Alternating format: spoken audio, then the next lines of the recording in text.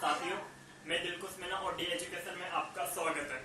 आज हम बायोलॉजी की चौथी क्लास पढ़ने वाले हैं और आज का जो हमारा टॉपिक होगा वो होगा फूल। यानी क्या होगा? फूल। तो फूल को चार भागों में बांटा गया है। जो फूल नीचे की डाली होती है, फूल की जो नीचे का जिस भाग को अपन इनकी पकड़ते हैं, फूल के जिस भाग को हम पकड़ते हैं उस वाले भाग को कहते हैं वृंत या पेसियोल। क्या कहेंगे? वृंत या पेसियोल। दोबारा, फूल की जिस भाग को पकड़ते हैं हम, यानी कि इस वाले भाग को पकड़ते हैं और यानी कि किसी को गिफ्ट देते हैं, तो जिस भाग को हम पकड़ते हैं उस वाले भाग को कहते हैं वृंत। क्या कहेंगे? वृंत। और फूल जिस पर बैठता है और फूल जिस पर बैठता है उसे कहते हैं पुष्पासन। फूल जिस पर बैठता है उसे कहते हैं पुष्पासन। जब फूल छोटा होता है तो फूल के जैसे कि गुलाब का फूल हुआ, सूरजमुखी का फूल हुआ, तो इन फूलों जब ये फूल छोटे होते हैं तो इनकी जब ये पूरी तरीके से परिपक्व नहीं होते तो फूलों के ऊपर इनकी हरा हरा सा चढ़ा रहता है। फूलों के ऊपर हरा हरा सा चढ़ा रहता है, लेकिन जब ये फूल धीरे धीरे परिपक्व होने लगते हैं तो हरा हरा वाला भाग इनकी हटने लगता है और इनकी जब ये पूरी तरीके से मैच्योर हो जाते हैं, पूरी तरीके से परिपक्व हो जाते हैं, तो हरा वाला भाग यानी कि सूखकर नीचे हो जाता है। तो वो कुछ इस तरह से हो जाता है। ये वाला भाग, ये हरा हरा वाला भाग था जो फूल को ढके हुए था, यानी फूल को बंद किए हुए था।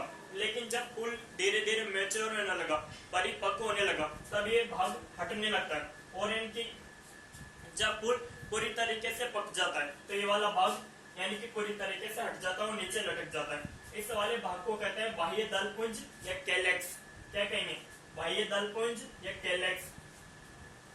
और जैसे गुलाब का फूल हो तो गुलाब यानी गुलाब का फूल हो, इसके गुलाब का फूल हो और गुलाब के फूल में इनकी लाल पत्ते, इनकी लाल पत्तियां होती है, यानी कि गुलाब का फूल देखा होगा आपने, तो गुलाब के फूल में इनकी लाल लाल लाल लाल कई पत्ती होती है, लाल लाल लाल कई पत्ती होती है। अब इनकी उनमें से एक वाले भाग को एक भाग को क्या कहेंगे? एक भाग को पेटल कहते हैं। एक भाग को पेटल कहते हैं। और ये जो बाह्य दलपुंज होता है, इस बाह्य दलपुंज के एक भाग को सेटल कहते हैं।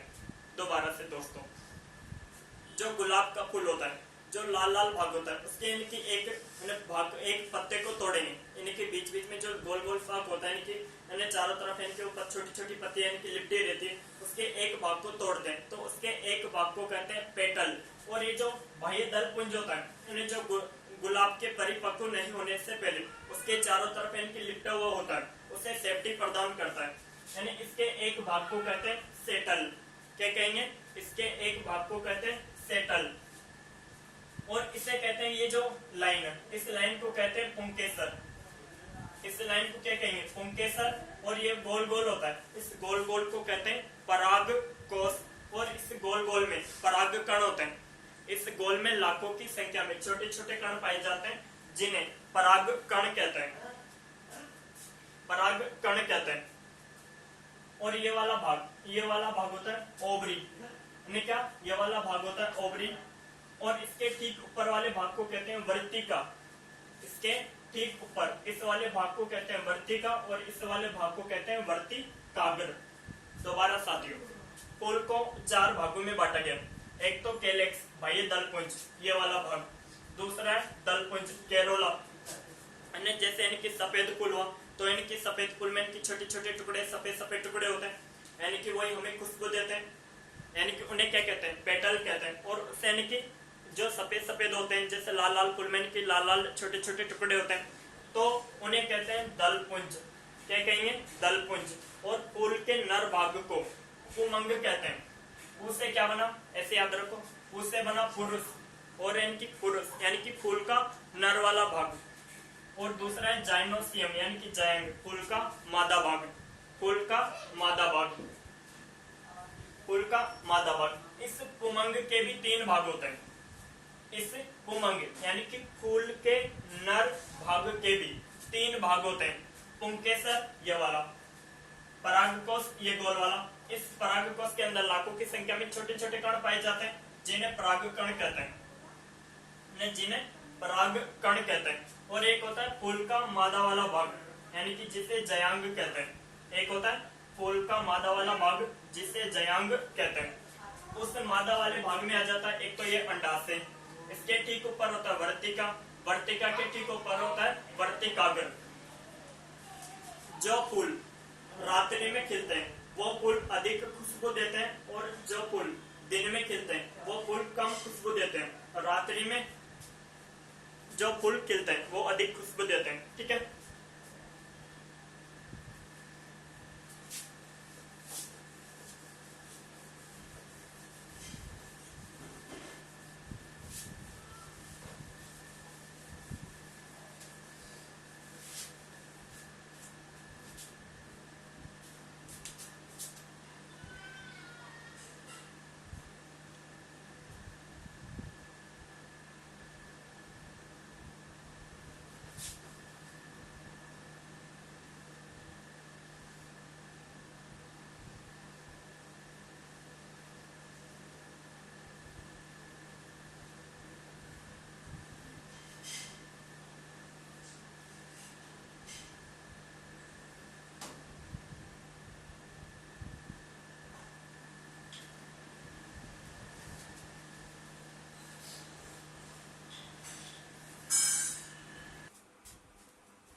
तो ये वाला भाग होता है अपना परागकोश। इस परागकोश में क्या होते हैं, परागकण होते हैं।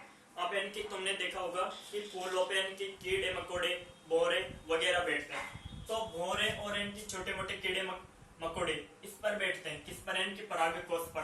तो जब वो परागकोश पर बैठते हैं तो उनके शरीर पर इनकी छोटे छोटे परागकण चिपक जाते हैं, और वो भौरे यानी कि इधर जो वर्तिकाग्र होता है यहाँ पर इनकी आ जाते हैं, वर्तिकाग्र पर आ जाते हैं, और ये जो अपने साथ यानी कि परागकणों को भी लेकर आ जाते हैं। किसको लेकर आ जाते हैं, परागकणों को भी लेकर आ जाते हैं। तो इस वर्तिकाग्र में से होकर परागकण इनके नीचे आते हैं, वर्तिका में आएंगे, वर्तिका के बाद में अंडाशय में आते हैं। अंडाशय में इनकी 3 अंडाणु पहले से ही उपस्थित होते हैं। अंडाशय में 3 अंडाणु पहले से ही उपस्थित होते हैं। अब तुम्हारे दिमाग में एक सवाल आया होगा कि जब यानी कि भौरे के साथ इनकी लाखों की संख्या में है ना परागकण चिपक जाते हैं, वो भौरे इनकी इधर वर्तिकाग्र पर आते हैं, तो परागकण इनकी वर्तिकाग्र में से होकर इनकी इधर इनकी आ जाते हैं। तो 2 परागकण ही क्यों आए, जैसे मानव में जब इनकी निषेचन होता है तो एक यानी कि लाखों की संख्या में शुक्राणु जाते हैं, लेकिन एक ही शुक्राणु एक ही ओवम से क्रिया करता है। उसके बाद में ओवम की जो बाहरी सतह होती है वो बहुत मजबूत होती है, वो सिर्फ एक ही शुक्राणु को अंदर जाने देती है, इसके बाद में वो बंद हो जाती है। वैसे ही वर्तिकाग्र में होता है, ये वाला भाग केवल 2 परागकणों को ही अंदर जाने देता है। तो 2 परागकण अंदर चले गए। अब ये जो एक परागकण ये एक परागकण और एक अंडाणु, ये दोनों आपस में मिलकर, ध्यान सुनना, एक परागकण और एक अंडाणु आपस में मिलकर युग्मनज का निर्माण कर लेते हैं। भाई का युग्मनज का निर्माण कर लेते हैं। फिर तुम्हारे दिमाग में ख्याल आया होगा कि एक परागकण अभी बच गया और 2 अंडाणु अभी बच गए। अभी एक परागकण बच गया, 2 अंडाणु बच गए। तो ये एक परागकण और 2 अंडाणु मिलकर भ्रूण कोश का निर्माण कर लेते हैं। अब इनकी भ्रूण कोश की जरूरत क्यों पड़ी, भ्रूण कोश की जरूरत क्यों पड़ी, जैसे माँ के पेट में बच्चा होता है तो जो बच्चे की गर्भनाल होती है वो माँ से जुड़ी रहती है, और इनकी जैसे इनकी माँ भोजन खाती है, रोटी खाती है, आम खाती है, फल फ्रूट खाती है, दुनिया भर की चीजें खाती है, तो माँ को यानी कि इन चीजों के खाने से पोषक तत्व मिलते हैं। वो पोषक तत्व यानी प्लेसेंटा, वो नली जो होती है माँ के गर्भनाल और इनके बेटे के गर्भनाल से जुड़ी रहती है, उस प्लेसेंटा में से होकर पोषक तत्व बच्चे तक पहुंचते हैं और बच्चे का विकास होता है। वैसे ही अब यहाँ पे एक परागकण और एक अंडाणु ने आपस में मिलकर युग्मनज तो बना लिया, लेकिन अब इस युग्मनज के बड़ा होने के लिए इसे पोषक तत्वों की आवश्यकता है या नहीं, इसे पोषक तत्वों की आवश्यकता होगी। अब इसे पोषक तत्व कहाँ से मिलेंगे, ये ऑटोमेटिक थोड़ी बड़ा हो जाएगा। युग्मनज ही आगे फल का निर्माण करता है, युग्मनज जब बड़ा हो जाता है तो ये किसका निर्माण करता है, फल का निर्माण करता है। लेकिन इस युग्मनज को बड़ा होने के लिए पोषक तत्वों की आवश्यकता होगी, पोषक तत्व न्यूट्रिशन की आवश्यकता होगी। तो न्यूट्रिशन कहां से मिलेंगे? तो न्यूट्रिशन प्रदान करता है इसको भ्रूण कोष।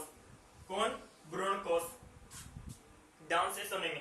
जो फूलों का अंडाशय वाला भाग होता है, इस अंडाशय में 3 अंडाणु पहले से ही उपस्थित होते हैं। जब यानी कि परागकोश, परागकोश में क्या होते हैं? परागकण होते हैं, और इन परागकणों का वर्तिकाग्र तक पहुंचना, इन परागकणों का वर्तिकाग्र तक पहुंचना परागण कहलाता है। ध्यान से सुनो। परागकणों का वर्तिकाग्र तक पहुंचना परागण कहलाता है। अब एक दो कंडीशन हो सकती है।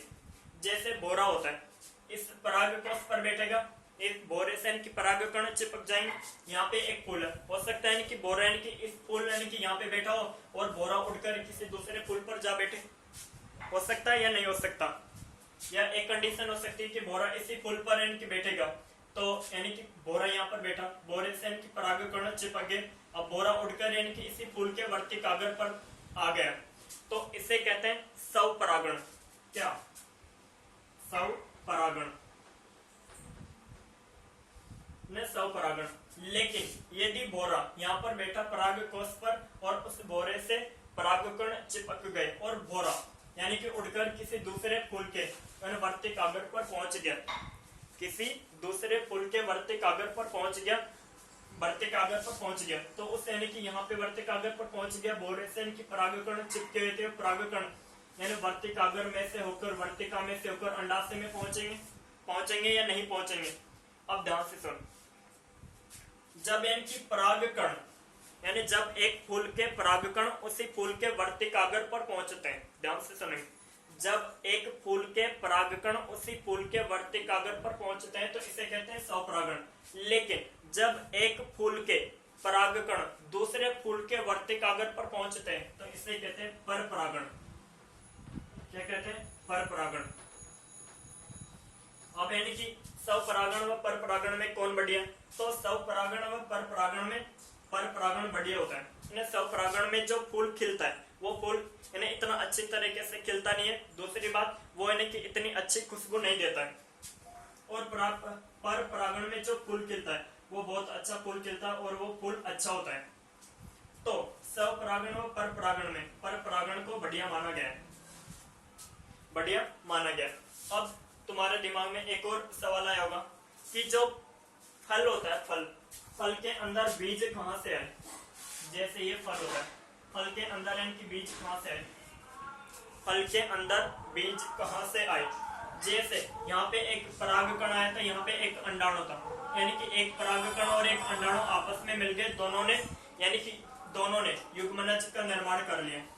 युग्मनज का मतलब होता है जोड़ा, और युग्मक का मतलब होता है एक, यानी कि जैसे यानी कि नर युग्मक की बात करें तो यहाँ पे परागकण, और इनकी मादा युग्मक की बात करें तो यहाँ पे अंडाणु है। क्या?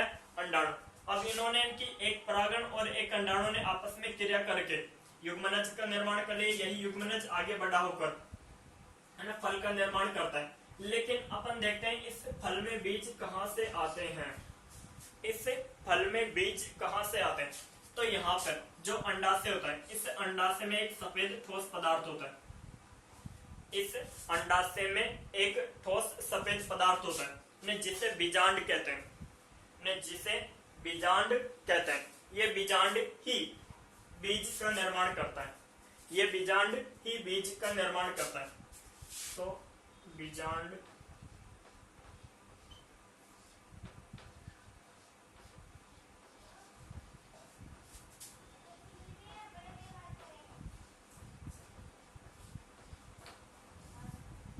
ये बीजांड ही बीज का निर्माण करता है। ठीक है, तो बीज का निर्माण किसने किया? बीजांड ने। ठीक है, हेलो दोस्तों, यदि आप लोगों को मेरा वीडियो अच्छा लगता है तो कृपया इस चैनल को सब्सक्राइब करना ना भूलें और कमेंट जरूर करें। थैंक यू दोस्तों, नेक्स्ट मिलेंगे फल वाले वीडियो में। जब तक के लिए जय हिंद।